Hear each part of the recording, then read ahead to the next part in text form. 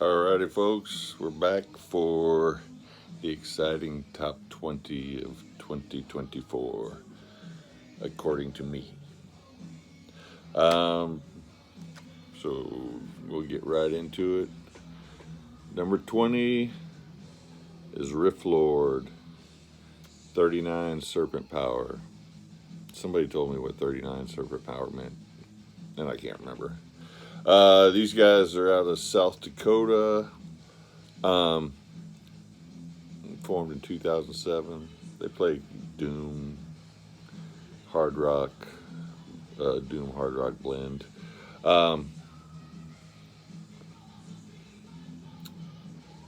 Check out the song Serpent Power. Not quite the title track, close enough. Lord, coming in at number 20, 39 Serpent Power. Then number 19, we got Portrait, the Host. These guys are out of Sweden. They formed in 2015. This is their fifth album. They get a lot of comparisons to King Diamond and Merciful Fate. I don't think the guy really sounds that much like King Diamond. They probably do stylistically sound closer to Merciful Fate, music-wise. The guy does sing in some falsetto, but this is a really solid album. The reason it's probably down at number 19 is because it's so friggin' long. It's like 67 minutes long, I think. Maybe even longer than that, maybe 75, which is a long time to sit through an album. But it's good. Listen to the song Die in My Heart if you haven't given this album a shot or given Portrait a shot before. These guys are solid. Then out of Spain, we got Iron Curtain, Savage Dawn, with maybe the second ugliest album cover of the year. These guys play speed, thrash. This is number 18, by the way. I know I keep forgetting to say what number we're on.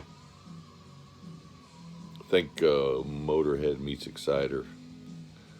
Check out the tune Devil's Eyes. Then we have Warlord, Free Spirit Soar. I don't know why I can never remember that title. William Samus passed away. Mark Zonder. They had a bunch of songs that they've been working on. Some of these songs are also from Lordian Guard, the band that Samus was in before, that he formed before Warlord. It sounds like classic Warlord. I was kind of. This is one of the perfect example of reason to go back and revisit. I went back and revisited these albums before making my ranking because I liked this one a lot better the second time I went back to it. I don't know. It was probably just a preconceived notion that caused me to not think of it as highly as I do, but it's solid. It sounds like classic Warlord. Check out the lead track, Behold a Pale Horse. It's a good album. Then we have Capilla Ardiente coming in at number 16. These guys are formed in Chile in 2006. This is Chilean epic doom metal. Check out the track As I Lie on the Summit. These guys, they're from Chile, but they got a very European sound to them. They sound like Candlemass meets Aulos. So that's number 16, Capilla Ardiente. I didn't say the name of the album. Where Gods Live and Men Die. And the track to check out was As I Lie on the Summit. Next up, at number 15, we have Attic, Return of the Witchfinder. Another band that gets compared a lot to King Diamond and Merciful Fate. Now this guy does sound a lot like King Diamond. Gradually, this is their third release. Gradually, as each album has gone by, he's developed more of his own voice, but he definitely still has a lot of King Diamond in his voice, and it's not mimicking him. He just sounds like it. But this is a solid album. Check out The Thief's Candle if you haven't heard Attic. Return of the Witchfinder. And coming in at number 14, Riot 5. Born of the Ashes of Riot. This is their third release under the Riot 5 moniker. Check out Hail to the Warriors. If you haven't listened to them since they became Riot 5, they're playing power metal in the style of Thundersteel. It's solid. Good stuff. Fist pumping. U.S. power metal. And we got some more power metal, U.S. power metal, Iron Flame, Kingdom Torn Asunder. One of the cooler album covers of the year. This is basically a one-man band. Andrew DeCagna. He brings in guys to do some drumming here and there and some guitar solos here and there, but it's basically all him. This is the fifth release from him. He's put out under the Iron Flame moniker. He also sings for Icarus Witch. He may even be in another band. I'm not sure. Check out Mistress of Desire. It's a good tune. Iron Flame. Kingdom Torn Asunder, number 13. Number 12, The Obsessed. Gilded Sorrow. This is Wino's band. Been around since 1980, but this is only the second release they've put out in 30 years. I think their last one came out in 2021, but they hadn't put anything out since 1994 before that. Classic doom. This is a really good album. Check out Stoned Back to the Bomb Age. And then we have Hellway Train out of Brazil. These guys play metal very much in the vein of Judas Priest and Halford. Maybe leaning more towards Halford than Judas Priest, but there's definitely the Judas Priest worship going on in there. This one's called Borderline. These guys have been around since 2010, but this is only their first album. They do have a couple of EPs out. Alrighty.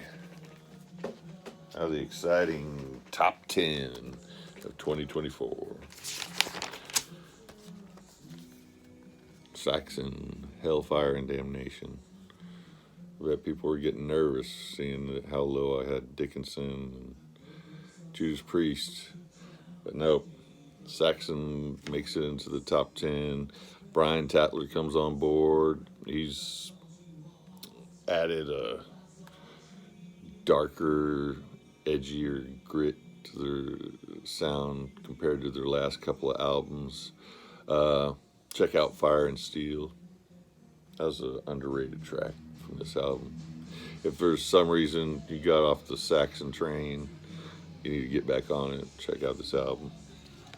Go listen to Fire and Steel. It'll make you want to buy the album. We got a debut here from the Hands of Goro. It's just called Hands of Goro, which I believe is a Mortal Kombat character. It has something to do with Mortal Kombat. They're out of San Francisco. The bass player used to play in Slow Feg. Check out the song Demonizer. These guys sound like Thin Lizzy, but played at a Motorhead speed.